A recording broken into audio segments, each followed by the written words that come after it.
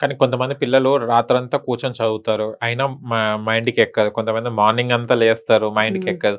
And మైండ్కి ఎక్కకపోవడం అంటే sir దాని మీద కాన్సన్ట్రేషన్ పాపం లేకపోవడం. చూడండి కొంతమంది పిల్లలు ఇట్లా నిమిషంలో చదవంగానే వాళ్ళకి ఆన్సర్స్ వచ్చేస్తాయి. వాళ్ళు ఎప్పుడు చదువుతుండో ఎప్పుడు వెళ్తుండో అర్థం కాదు. ఇప్పుడు మీకు ఇంకొక ఎగ్జాంపుల్ చెప్తాను సార్. మీరు మా కార్ డ్రైవ్ చేస్తున్నారు, సో మీరు డ్రైవ్ చేస్తున్నారు, మేము వెనకాల కూర్చున్నాను. నాకు మీ కాన్సన్ట్రేషన్ అంతా ఎక్కడ ఉంటుంది? నాకు డ్రైవింగ్ మీద ఉంటది. డ్రైవింగ్ మీద ఉంటుంది. నేనేం చేస్తుంటాను, మీ మీరు ఇష్ట ఎట్లా చేస్తుంటే నా ఇష్టం, నేను ఫోన్ చూసుకోవడం లేకపోతే ఎట్లన్నా ఉంటుంది. ఇప్పుడు సపోజ్ ఇద్దరు పిల్లలు ఉన్నారు, అవును.